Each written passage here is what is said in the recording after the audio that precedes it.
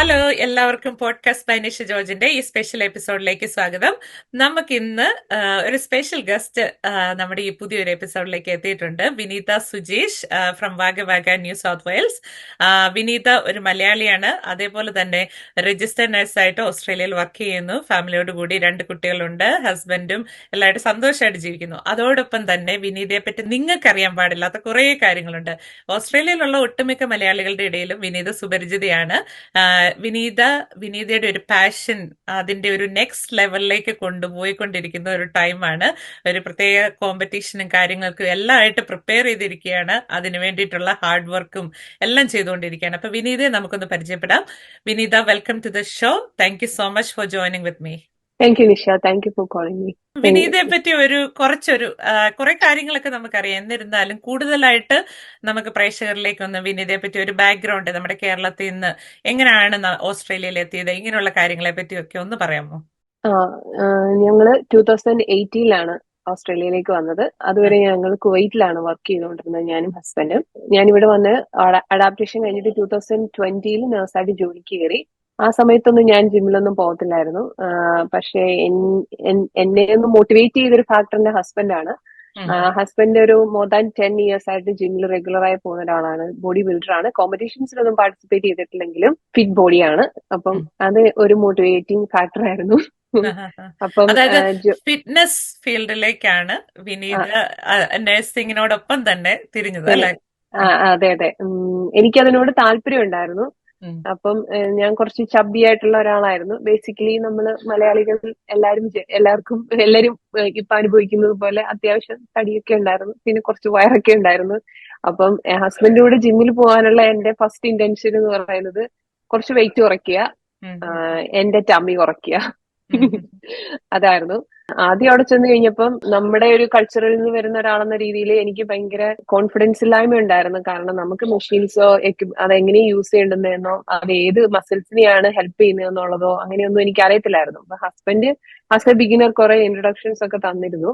But still എനിക്ക് കുറെ basic കാര്യങ്ങൾ അങ്ങനെയൊന്നും അറിയത്തില്ലായിരുന്നു. പ്രോപ്പർ ടെക്നിക്ക് അതൊന്നും അറിയത്തില്ലായിരുന്നു. അപ്പൊ ഹസ്ബൻഡ് തന്നെയാണ് സജസ്റ്റ് ചെയ്തത്, നിനക്ക് ഇതിൽ കൂടുതൽ താല്പര്യം ഉണ്ടെങ്കിൽ നീ ഒരു ട്രെയിനറുടെ കൂടെ പോകുന്നതായിരിക്കും നല്ലത്. അപ്പം കുറച്ചുകൂടി നന്നായിട്ട് ബോഡി ഡെവലപ്പ് ചെയ്യാൻ പറ്റും എന്നുള്ള രീതിയിൽ ഹസ്ബൻഡാണ് ട്രെയിനറെ സജസ്റ്റ് ചെയ്തത്. അപ്പം ഹസ്ബൻഡ് വെയിറ്റ് ട്രെയിനിങ്ങിന് വേണ്ടിയിട്ട് ഒരു ട്രെയിനറിന്റെ കൂടെ പോകുന്നുണ്ടായിരുന്നു. അപ്പം ഹസ്ബൻഡ് അദ്ദേഹത്തിനെ എനിക്ക് പരിചയപ്പെടുത്തി. അദ്ദേഹത്തിന്റെ പേര് സാക് പൗലോസ് എന്നാണ്. സാക് ഒരു ഓസ്ട്രേലിയൻ കോമ്പറ്റീഷൻ വിന്നർ ആയിരുന്നു യങ് ഏജിൽ, അതായത് ഒരു 22 ആ ഏജിൽ. സാക്കിനെ ഇൻട്രൊഡ്യൂസ് ചെയ്തതാണ് എന്റെ ജീവിതത്തിലെ ടേണിംഗ് പോയിന്റ്. ഓക്കെ, അപ്പം ഈ ഒരു ഫീൽഡിലേക്ക് അല്ലെങ്കിൽ ഈ ഒരു ഫിറ്റ്നസ് ഏരിയയിലേക്ക് ഉള്ള മോട്ടിവേഷൻ എന്ന് പറയുന്നത് തീർച്ചയായിട്ടും അപ്പം വിനീതയുടെ ഉള്ളിലും ഒരു ഫയർ ഉണ്ടായിരുന്നു. അതോടൊപ്പം തന്നെ പാർട്ണറും സപ്പോർട്ടീവായിട്ട് തന്നെ നിന്നു. പിന്നെ ട്രെയിനറെ ഇൻട്രൊഡ്യൂസ് ചെയ്തു. എങ്ങനെയായിരുന്നു ആ ഒരു ബിഗിനിങ് സ്റ്റേജ് എന്ന് പറയുന്നത്? ആസ് എ ബിഗിനർ എനിക്ക് ഇൻട്രസ്റ്റ് ഉള്ള ഒരു ഏരിയ ആയിരുന്നു. ബട്ട് സ്റ്റാർട്ട് ചെയ്തപ്പോ എനിക്ക് ബുദ്ധിമുട്ടായിരുന്നു അത് കോപ്പ് ചെയ്യാനായിട്ട്. കാരണം വെയിറ്റ് ട്രെയിനിങ് ആണ് സാക്ക് കൂടുതൽ ഫോക്കസ് ചെയ്ത്, കോമ്പൗണ്ട് എക്സസൈസുകളൊക്കെ. അപ്പം നമ്മൾ squat, dead lift, bench press അങ്ങനെയൊക്കെ കേട്ടിട്ടില്ലേ? അപ്പൊ ഞാനതൊക്കെ ഇൻസ്റ്റാഗ്രാം വീഡിയോയിലും അങ്ങനെയൊക്കെ കണ്ടിട്ടേ ഉള്ളൂ. അപ്പൊ എനിക്ക് അതിനെ കുറിച്ചൊന്നും അറിയത്തില്ലായിരുന്നു.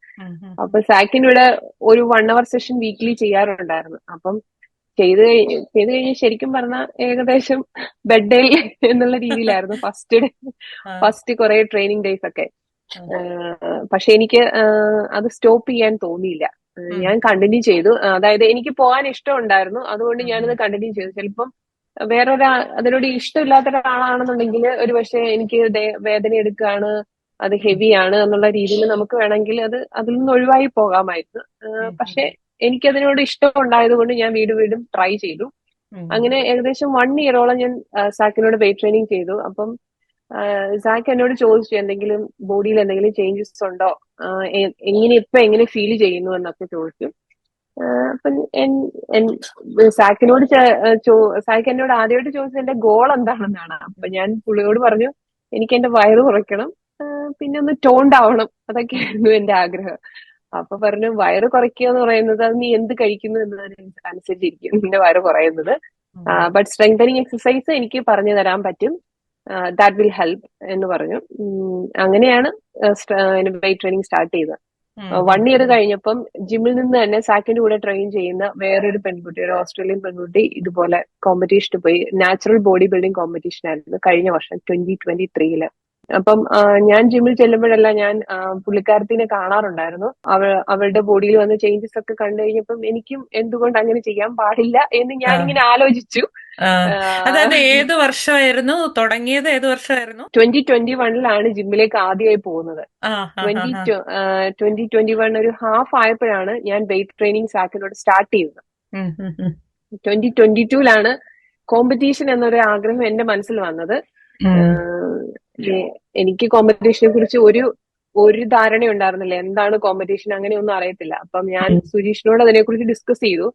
അപ്പൊ സുജീഷ് എന്നോട് പറഞ്ഞു, നിന്റെ ജീവിതത്തിൽ നിനക്ക് ചെയ്യാൻ പറ്റുന്ന ഒരു വലിയ കാര്യമായിരിക്കും ഇത്. എല്ലാവർക്കും ചെയ്യാൻ പറ്റില്ലത്. നിനക്ക് അതിന് ആഗ്രഹം ഉണ്ടെങ്കിൽ ചെയ്യുക, നിനക്ക് കിട്ടുന്ന ചാൻസ് കളയരുത് എന്നുള്ള രീതിയിൽ എന്നെ മോട്ടിവേറ്റ് ചെയ്തു. പക്ഷെ സുജീഷിനും ഇതിനെക്കുറിച്ച് കൂടുതലുള്ള അറിവൊന്നും ഉണ്ടായിരുന്നില്ല. ഇങ്ങനെ ബോഡി ബിൽഡിംഗ് അങ്ങനെയൊക്കെ അറിയാം, പക്ഷെ കോമ്പറ്റീഷന്റെ ഡിമാൻഡ്സ് എന്താണെന്നുള്ളതൊന്നും ഞങ്ങൾക്ക് അത്ര അറിയത്തില്ലായിരുന്നു. അപ്പം സാക്കിനോട് സംസാരിച്ചപ്പം എനിക്ക് 2 വീക്സ് ആലോചിക്കാൻ സമയം തന്നു. എനിക്ക് ഇത്രയും വലിയൊരു സംഭവമാണെന്ന് എനിക്ക് അറിയത്തില്ലായിരുന്നു. അപ്പൊ പറഞ്ഞു ലോട്ട്സ് ഓഫ് സ്ട്രഗിൾ ഉണ്ട്, അതായത് ഫിസിക്കലി നമ്മള് സ്ട്രഗിൾസ് ഉണ്ട്, പിന്നെ emotionally, social life, family life, അങ്ങനെ കുറെ കാര്യങ്ങളിൽ നിനക്ക് കോംപ്രമൈസ് ചെയ്യേണ്ടി വരും. എല്ലാവർക്കും അത് ചെയ്യാൻ പറ്റത്തില്ലായിരിക്കും. സാക്ക് ഒരു പ്രാവശ്യം കോമ്പീറ്റ് ചെയ്തിട്ടുള്ളൂ. നെക്സ്റ്റ് ഡേ ഞാൻ പോകാത്തത് ഈ പ്രശ്നങ്ങളൊക്കെ ഉള്ളത് കൊണ്ടാണ്. അതായത് നമ്മളുടെ മൈൻഡ് നല്ല സ്ട്രോങ് ആയിട്ട്. അതെ, കോമ്പറ്റീഷന് വേണ്ടി പ്രിപ്പയർ ചെയ്യുമ്പോൾ നമ്മളൊരു ഫാറ്റ് ലോസ് ജേർണിയാണ്. അത് നമ്മൾ കാലറി ഡെഫിസിറ്റ് എന്നൊക്കെ കേട്ടിട്ടില്ലേ? അപ്പൊ അതെന്ന് പറയുന്നത് നമ്മൾ കഴിക്കുന്ന എമൗണ്ട്, സാധാരണ കഴിക്കുന്ന എമൗണ്ടിലും കുറവ് ഫുഡാണ്. ബട്ട് നമ്മൾ സ്റ്റിൽ വർക്ക്ഔട്ട് ചെയ്യുന്നുണ്ട്, വെയിറ്റ് ട്രെയിനിങ് ചെയ്യുന്നുണ്ട്. അപ്പൊ നമ്മുടെ ബോഡി കൂടുതൽ എനർജി ഡിമാൻഡ് ചെയ്യുന്നു. അപ്പൊ നമ്മുടെ ബോഡിയിൽ കീപ്പ് ചെയ്തിരിക്കുന്ന ഫാറ്റ് ആണ് അതിനുവേണ്ടി സ്റ്റോർ ചെയ്തിരിക്കുന്ന ഫാറ്റ് അതിനുവേണ്ടി യൂട്ടിലൈസ് ചെയ്യുന്നു. അങ്ങനെ നമ്മുടെ ബോഡിയിൽ വെയിറ്റ് ലോസ് ഉണ്ടാകുന്നു. അതാണ് അതിന്റെ ഒരു ബേസിക് ടെക്നിക്ക്. പക്ഷേ കാലറി ഡെഫിസിറ്റിലേക്ക് എത്തുക എന്ന് പറയുന്നത് ഭയങ്കര ഹാർഡായിട്ടുള്ള കാര്യമാണ്. അതായത് 3 നേരവും നന്നായി ഫുഡ് കഴിച്ചു, വയറ് നിറച്ച് ഫുഡ് കഴിച്ചുകൊണ്ടിരുന്ന ഒരാളോട് നിനക്ക് ഒരു ദിവസം ഇത്ര മാത്രം ഫുഡേ കഴിക്കാൻ പറ്റുള്ളൂ, അത് മെഷർ ചെയ്ത് കഴിക്കുകയും വേണം, അതിന്റെ കൂടെ നമ്മൾ എക്സസൈസും ചെയ്യണം, പിന്നെ ഞാൻ ജോലിക്കും പോകുന്നുണ്ട്, പ്രത്യേകിച്ച് നമ്മുടെ ചോറും കറിയും കാര്യങ്ങളും ഒക്കെ അല്ലേ, അതൊക്കെ മാറ്റി വെച്ച്. അതെ, ഞാൻ ജോലിക്ക് പോകുന്നുണ്ടായിരുന്നു. അപ്പൊ അത് ഭയങ്കര ടയറിങ് ആയിരുന്നു. ആദ്യത്തെ 2 ആഴ്ച ഞാൻ നല്ല സൂപ്പർ ഫാസ്റ്റ് ആയിരുന്നു. എനിക്ക് ഭയങ്കര ഇഷ്ടപ്പെട്ടു. ഇത് കൊള്ളാം. ഡെയിലി വെയിറ്റ് ചെക്ക് ചെയ്യുന്നുണ്ട്, വീക്ക്ലി ആവറേജ്, പിന്നെ skin folds, fat measurement, skin folds check ചെയ്യുന്നുണ്ട്. അപ്പം അതിലെല്ലാം നല്ല പ്രോഗ്രസ് ഉണ്ടായിരുന്നു. അപ്പൊ അതെന്നെ എന്നെ കൂടുതൽ എൻകറേജ് ചെയ്തു. പക്ഷെ 2-3 ആഴ്ച കഴിഞ്ഞപ്പോ എനിക്ക് മനസ്സിലായി എനിക്ക് വിശപ്പ് സഹിക്കാൻ പറ്റുന്നില്ല. അപ്പൊ അതുകൊണ്ട് ഞാൻ ഡ്യൂട്ടി കഴിഞ്ഞ് വരുമ്പോഴേക്കും ഇവിടെ എല്ലാരോടും ഞാൻ ദേഷ്യപ്പെടുക, കുട്ടികളോടൊക്കെ ദേഷ്യപ്പെടുക. അങ്ങനെ ഒരു ഹസ്ബൻഡോട് എന്ത് ചോദിച്ചാലും പെട്ടെന്ന് തന്നെ ഞാൻ ദേഷ്യപ്പെടുന്നു. അതെ, അത് ഭയങ്കര ഇതായിരുന്നു. പിന്നെ എപ്പോഴും ഉറങ്ങാനുള്ളൊരു ടെൻഡൻസി, എപ്പോഴും ടയേർഡാണ്. പക്ഷെ നമുക്ക് ഉറങ്ങാൻ സമയവും ഇല്ല, അതിന് പറ്റുന്നുമില്ല. അങ്ങനെ കുറച്ച് സ്ട്രഗിൾ ഉണ്ടായിരുന്നു ഒരു 3-4 മാസം. ഇടയ്ക്ക് ഞാനിങ്ങനെ സുജീഷിനോട് ചോദിച്ചു, ഇത് എന്നെ കൊണ്ട് പറ്റുമെന്ന് തോന്നുന്നില്ല, നമുക്കിത് നിർത്തണോ? അപ്പൊ സുജീഷ് പറഞ്ഞു, അത് നിന്റെ ഇഷ്ടം എന്താണെന്ന് വെച്ചാൽ നമുക്കിതൊരിക്കലേ പറ്റുള്ളൂ എന്നുള്ള രീതിയിൽ വീണ്ടും പറഞ്ഞു.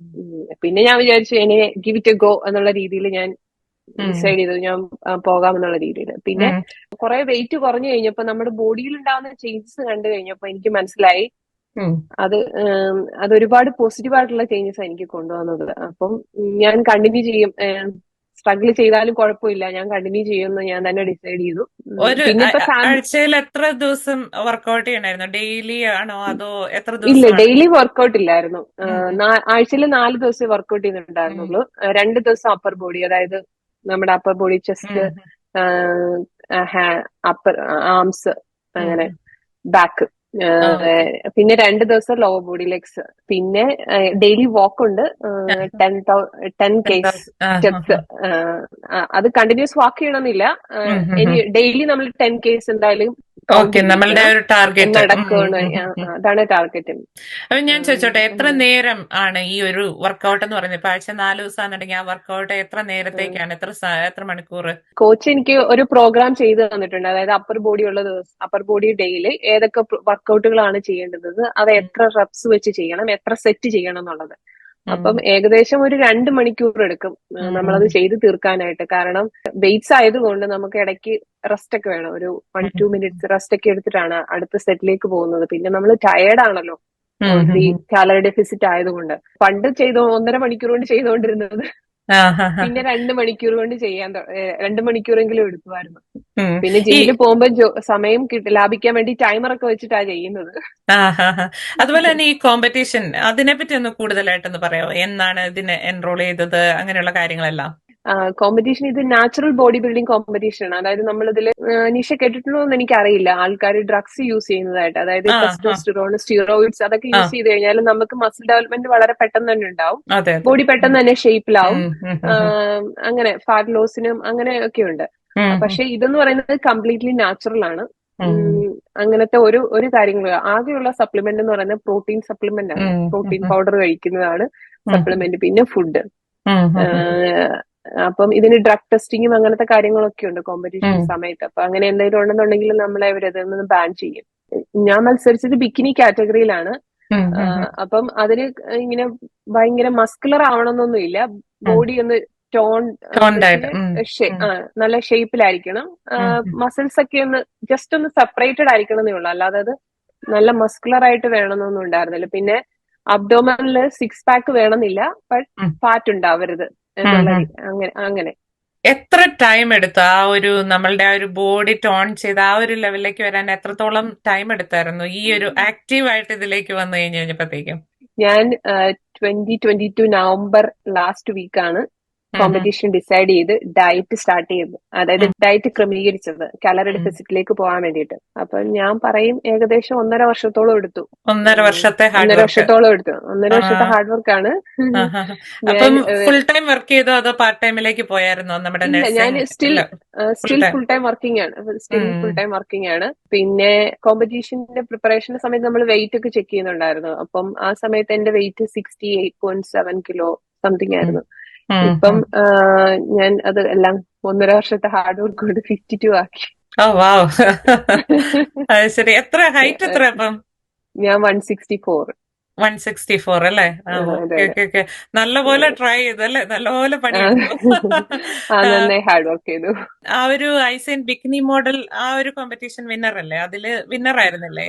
വിന്നർ എന്ന് പറയുന്നത് അതില് ബിക്കിനിയിൽ തന്നെ നമുക്ക് പല കാറ്റഗറീസ് ഉണ്ട്. അതായത് ഏജ് കാറ്റഗറി ഉണ്ട്, 23+, 30+, 40+. പിന്നെ മമ്മ കാറ്റഗറി ഉണ്ട്, മംസ് ആയിട്ടുള്ളവരുടെ ഒരു കാറ്റഗറി ഉണ്ട്. പിന്നെ എല്ലാ ഏജ് ഗ്രൂപ്പും കൂടെ കോമ്പീറ്റ് ചെയ്യുന്ന ഒരു കാറ്റഗറി ഉണ്ട്. പിന്നെ ആദ്യമായിട്ട് കോമ്പീറ്റ് ചെയ്യുന്ന ഒരു കാറ്റഗറി. അങ്ങനെ പല ഡിവിഷൻസ് ഉണ്ട്. അപ്പം ഞാൻ അതിൽ 4 ഡിവിഷനിലാണ് മത്സരിച്ചത്. 30+ലും പിന്നെ മൊമയിലുമാണ് എനിക്ക് 4th പ്ലേസ് കിട്ടിയത്. പിന്നെ 2 എണ്ണത്തില് ഞാൻ രണ്ടെണ്ണത്തില് എനിക്ക് 5th പ്ലേസും കിട്ടി. കൺഗ്രാറ്റുലേഷൻസ്. അപ്പം അതിന് പിന്നെ ഇനി അടുത്ത സ്റ്റെപ്പ് അതിനെ പറ്റിയാണ് ചോദിക്കാനുള്ളത്. അടുത്ത ഒരു കോമ്പറ്റീഷൻ പ്രിപ്പറേഷൻ അതെന്താ? അതെ, അടുത്ത ഇനി നെക്സ്റ്റ് വീക്ക് വരുന്നുണ്ട്. അതായത് ഈ May 11th വീണ്ടും ഒരു കോമ്പറ്റീഷനും കൂടി ഉണ്ട്. അതും ICL തന്നെയാണ്. ഐ കമ്പീറ്റ് നാച്ചുറൽ എന്നാണ് ഞാൻ കോമ്പീറ്റ് ചെയ്യുന്ന അതിന്റെ കോമ്പറ്റീഷന്റെ പേര്. അപ്പം അതിന്റെ ന്യൂ സൗത്ത് വെയിൽസ് സ്റ്റേറ്റിന്റെ കോമ്പറ്റീഷൻ സിഡ്നിയിൽ വരുന്നുണ്ട്. സിഡ്നി സൂപ്പർ ബോഡീസ് എന്ന് പറഞ്ഞിട്ട് May 11th. അപ്പം അതിന് ഞാൻ കോമ്പീറ്റ് ചെയ്യുന്നത് അത് സെയിം കാറ്റഗറി തന്നെയാണ്, ബിക്കിനി തന്നെയാണ് കോമ്പീറ്റ് ചെയ്യുന്നത്. അതിൽ 5 ഡിവിഷൻസ് കോമ്പീറ്റ് ചെയ്യുന്നുണ്ട്. പക്ഷെ അത് കുറച്ചും കൂടി ടൈറ്റ് കോമ്പറ്റീഷൻ ആണെന്നാണ് എനിക്ക് തോന്നുന്നത്. അതിൽ കണ്ടസ്റ്റൻസ് കൂടുതലാണ്. ബട്ട് ഞാൻ സ്റ്റേജിൽ കയറും. പിന്നല്ലാണ്ട് നമ്മള് മലയാളികൾ എവിടെ ചെന്നാലും അതെ നമ്മളുടെ ആ ഒരു പേര് എല്ലാ മേഖലകളിലും ഉണ്ട് അല്ലെ? അതെ അതെ. നമ്മളെല്ലായിടത്തും വരുന്നുണ്ട്. അപ്പം അതിലൊരു ഹെൽത്ത് കെയർ ഫീൽഡിൽ നിന്നും, എസ്പെഷ്യലി ഞാനൊരു നഴ്സാണ്, ഹെൽത്ത് കെയർ ഫീൽഡിൽ നിന്നും ഞങ്ങൾക്ക് എല്ലാവർക്കും വളരെയധികം എന്താണ്, we are so proud to hear thank about you. You. കാരണം എന്നാന്ന് വെച്ച് കഴിഞ്ഞാൽ നമ്മളെല്ലാരും ജോലി ചെയ്ത്, ഫുൾ ടൈം ജോലി ചെയ്ത്, ഫാമിലി നോക്കി എങ്ങനെ എല്ലാം പോകുന്നതിനും നമ്മൾ ആ ഒരു സമയം കണ്ടെത്തി ഇതിനു വേണ്ടിയിട്ട് നമ്മളുടെ ആ ഒരു പാഷൻ മുന്നോട്ട് കൊണ്ട്, അതും കോവിഡിന് ശേഷം ആണല്ലോ, ഓൾമോസ്റ്റ് ആ കോവിഡ് ടൈം അല്ലെ, അതെ കോവിഡിന് അതെ. ശേഷമാണ് ആ ഒരു ഇത്. Really appreciative for that. Thank you. കാരണം ഇത്രയേറെ എഫേർട്ട് എടുത്തിട്ടാണ് ആ ഒരു കോമ്പറ്റീഷനിലേക്ക് പോകുന്നതെന്നറിയാം. എന്തൊക്കെയാണ് ഇനിയിപ്പം ഞാൻ പറയാം, ഒത്തിരി പേര് വിനീതനെ ഒരു എക്സാമ്പിൾ ആയിട്ട് എടുക്കാനുള്ള ചാൻസസ് ഹൈ ആണ്. കാരണം ഇപ്പോഴത്തെ കുട്ടികൾ എന്ന് പറഞ്ഞു കഴിഞ്ഞാൽ പണ്ടത്തെ പോലെ മടിയൊന്നും പിടിച്ചിരിക്കുന്നവരൊന്നും അല്ല. ആ എല്ലാവരും വളരെ ആക്റ്റീവായിട്ട് അവനവന്റെ ഫിസിക് എല്ലാം നോക്കി അങ്ങനെ ആ ഒരു രീതിയിൽ എക്സസൈസും കാര്യങ്ങളൊക്കെ ഒരു ലൈഫ് സ്റ്റൈലിന്റെ ഒരു പാർട്ടാണ്. ഫുഡ് പോലെ തന്നെ ലൈഫ് സ്റ്റൈൽ എന്ന് പറയുന്ന ആ അതെ. ഒരു സംഖ്യയിൽ വരുന്നതാണ് എക്സസൈസ്, ഫുഡ്, സ്ലീപ്പ്, അങ്ങനെയുള്ള എല്ലാ കാര്യങ്ങളും. എല്ലാവരും അത് നോക്കി പോകുന്നതാണ്. അപ്പൊ എന്താണ് അവർക്കൊക്കെ ഒരു അഡ്വൈസ് കൊടുക്കാനുള്ളത്? എല്ലാവരും അവരുടെ ഹെൽത്ത് ഒരു ഉം. പ്രയോറിറ്റി ആയിട്ട് എടുക്കണമെന്ന് അങ്ങനെയാണ്. നമ്മൾ ഹെൽത്തി ആയിരുന്നാലല്ലേ നമുക്ക് കൂടുതൽ ലൈഫ് എൻജോയ് ചെയ്യാൻ പറ്റുള്ളൂ. അപ്പം ആ, ഫിറ്റ്നസ് എന്ന് പറയുന്നത് നമ്മുടെ ഒരു ലൈഫിന്റെ ഒരു പാർട്ടായിട്ട് എടുക്കുക. അത് അല്ലാതെ ഒരു വലിയൊരു കടമ്പയായിട്ട് എടുക്കാതെ, അയ്യോ ഞാൻ ഇതിന് പോകണമല്ലോ, അങ്ങനെയല്ല. എന്റെ ബോഡി ഇല്ല. ഞാൻ അതെ, എന്റെ ബോഡി കെയർ ചെയ്യുന്നു. Later body will thank you. അതെ. Definitely will thank you taking care of your body. Exactly. അതാണ്. അതെ. അപ്പം എല്ലാവരും എന്തെങ്കിലും തരത്തിലുള്ള ഫിസിക്കൽ ആക്ടിവിറ്റിയിൽ എൻഗേജ് ചെയ്യുന്നത് എപ്പോഴും നല്ലതായിരിക്കും. കാരണം ആരെങ്കിലും നമുക്കിപ്പോ ലൈഫ് ഫ്രണ്ട്സ് ഒക്കെ സ്റ്റൈൽ ഇൻസ്പയർ ഡിസീസസ് ആയിട്ടുണ്ടോ? കൂടുതലാണല്ലോ. ആരെങ്കിലും ഫ്രണ്ട്സ് ഒക്കെ എല്ലാരും ഇൻസ്പയർ ഇൻസ്പയർ ആവുന്നു. ആണോ? എല്ലാരും ഇൻസ്പയർഡ് ആണ്. പക്ഷെ തുടങ്ങിയിട്ടുണ്ടോന്ന്? എല്ലാവർക്കും ഒന്ന് രണ്ട് അങ്ങനെയല്ല, അറിയാവുന്ന ഒന്ന് രണ്ട് പേരൊക്കെ പോകുന്നുണ്ട്. ബട്ട് എല്ലാവർക്കും ടൈം ഒക്കെയാണ് പ്രശ്നം. പിന്നെ നമ്മൾ പ്രയോറിറ്റൈസ് ചെയ്യുന്നത് പോലെ ഇരിക്കും. ഐ അതെ, മീൻ അതെ, ടൈം നമ്മൾ എങ്ങനെയാണോ പ്രയോറിറ്റൈസ് ചെയ്യുന്നത് അനുസരിച്ചിരിക്കും. അതെ. എല്ലാ നമുക്ക് ദിവസവും ജിമ്മിൽ പോകണമെന്ന് ആവശ്യമുണ്ടെന്നുണ്ടെങ്കിൽ നമ്മൾ ആവശ്യമൊന്നും എല്ലാ ഇല്ല. കാര്യത്തിനും ടൈം കണ്ടെത്തും എന്നുള്ളതാണ് അല്ലെ. കണ്ടെത്തണം. നമുക്ക് ഉം. അല്ലെ, നമ്മള് ആത്മാർത്ഥമായിട്ട് ആഗ്രഹിച്ചു കഴിഞ്ഞാൽ കണക്ട് ഉറപ്പായിട്ടും അതെ. നമ്മൾ അതിനുള്ള ടൈം കണ്ടെത്തും. ആ, കണ്ടെത്തും. പിന്നെ വീട്ടില് ഹസ്ബൻഡ്, പിന്നെ രണ്ട് കുട്ടികള്. രണ്ട് കുട്ടികള്. കുട്ടികളൊക്കെ എത്ര വയസ്സായി, ഏത് ക്ലാസ്സിലൊക്കെ പഠിക്കുന്നു? ഒരു മോനും മോളുമാണ്. മോൻ ആഹാ, 9th പഠിക്കുന്നു, 14-year-old. ആഹാ. മോള് 3rd പഠിക്കുന്നു. ഇപ്പൊ ഓ, 9 year അത് ആയി. ശരി. ആഹാ. 9 years. അവരെങ്ങനെയാണ് പിള്ളേരുടെ ഭാഗത്തു നിന്നുള്ള ആ ഒരു സപ്പോർട്ട് എങ്ങനെയാണ്? അവര് നല്ല സപ്പോർട്ടാണ്. പിന്നെ ഉം. മോനായിരുന്നു എനിക്ക് നൈറ്റിൽ കുക്കൊക്കെ ചെയ്ത് ഓ, അത് ശരി. ഞാൻ നമുക്ക് വീട്ടിലൊരു ഷെഫ് ഉണ്ട്. രാത്രി വീട്ടില് ഷെഫുണ്ട്. അത് ഞാൻ പറയാതിരിക്കാൻ പറ്റില്ല. കാരണം ഞാൻ സ്റ്റേക്ക് ആണ് കഴിക്കുന്നത്. നമ്മുടെ റം സ്റ്റേക്ക് ഫാറ്റ് കട്ട് ചെയ്തിട്ടാ കഴിക്കുന്നത്. ഉം, അപ്പം ഉം. പുള്ളിക്കാരന് സ്റ്റേക്ക് പ്രോപ്പർ ആയിട്ട് എനിക്ക് കുക്ക് ചെയ്ത് തരാറുണ്ട്. പിന്നെ സ്വീറ്റ് പൊട്ടറ്റോ എയർ ഫ്രയറിൽ വെച്ച് അത് എന്ന് ഓ, വെച്ചാൽ മെഷർ ചെയ്ത് ആഹാ. പറഞ്ഞാൽ അത് അതുപോലെ തന്നെ ചെയ്തു തരാറുണ്ട്. ആ, ഓക്കെ, ഓക്കെ, ഓക്കെ, ഓക്കെ. അങ്ങനെ വളരെ ഒരുപാട് സപ്പോർട്ടീവ് കാര്യം. ആയിട്ട്. ആ, അതെ അതെ അതെ, അതെനിക്ക് ആ. പറയാതിരിക്കാൻ പറ്റില്ല. അവർ ഒത്തിരി എന്നെ ഹെൽപ്പ് ചെയ്തിട്ടുണ്ട്. ഇടയ്ക്ക് മോന്റെ ഫൈറ്റ് ഒക്കെ ചെയ്യും. പേരെങ്ങനെയാണ്? മോന്റെ പേര് ദേവദത്തൻ എന്നാണ് പേര്. അച്ചു എന്നാ മോളുടെ? വീട്ടിൽ വിളിക്കുന്നത്. മോളുടെ പേര് കാത്തു. ആ, അടിപൊളി. ശരിക്കുള്ള പേര് അരുന്ധതി എന്നാണ്. നല്ല beautiful names. Thank you. Okay, okay, okay. അപ്പൊ താങ്ക് യു സോ മച്ച് വിനീത. വിനീതയ്ക്ക് എല്ലാവിധ ആശംസകളും. ഇനി ഞങ്ങൾ ഇങ്ങനെ കാത്തിരിക്കുകയാണ്. മെയ് 11 ആണല്ലോ മെയ് കോമ്പറ്റീഷൻ. 11. റിസൾട്ട് മെയ് അതെ. 10. റിസൾട്ട് അല്ലേ? അല്ലല്ല, മെയ് 11 അന്ന് അന്ന് ആ, അപ്പൊ തന്നെ നമ്മൾ റിസൾട്ട് അറിയും. Okay, okay, okay. അപ്പൊ ഉം, ഉം. നമ്മളിങ്ങനെ നോക്കിയിരിക്കുകയാണ്. എന്നാ, എല്ലാവിധ ആശംസകളും. ആ, ഇവിടെ ഓസ്ട്രേലിയയിലുള്ള മലയാളികൾ, അതേപോലെ തന്നെ നമ്മുടെ ലോകത്തുള്ള എല്ലാ മലയാളികളുടെ അടുത്തുനിന്നും wish you all the best. അതേപോലെ തന്നെ താങ്ക് യു. ഞങ്ങൾ ഹെൽത്ത് കെയർ വർക്കേഴ്സിന്റെ വക അതൊരു വലിയൊരു സപ്പോർട്ടാണ്. You are one of us. Okay. Thank അപ്പൊ you very much. Thank you so much for joining with me thank you. And wish you all the best. Thank you very much. Thank you Nisha for your time. പിന്നെ ആർക്കെങ്കിലും എന്തെങ്കിലും I mean ഞാൻ certificate 3 and 4 ചെയ്തു തുടങ്ങി. ഞാൻ nursing മാറ്റിവെച്ചിട്ട് fitness trainer ആവാൻ okay, വേണ്ടിയിട്ടുള്ള okay, okay, course okay, start okay. ചെയ്തിട്ടുണ്ട്. എന്തെങ്കിലും അഡ്വൈസോ അങ്ങനെ എന്തെങ്കിലും ആവശ്യമുണ്ടെന്നുണ്ടെങ്കിൽ തീർച്ചയായിട്ടും, തീർച്ചയായിട്ടും. ഫോളോ മീ ഓൺ നമുക്ക് ഇൻസ്റ്റാഗ്രാം ഓർ എനിവേർ അതെ, അതെ. അതിന്റെ ഓർ ലിങ്കും ഫേസ്ബുക്ക്. കാര്യങ്ങളും നമ്മൾ ഇതിനോടൊപ്പം തന്നെ നമ്മൾ കൊടുക്കുന്നതായിരിക്കും. അപ്പൊ thank you so much. Wish you all the thank you. Best. Thank thank you. U.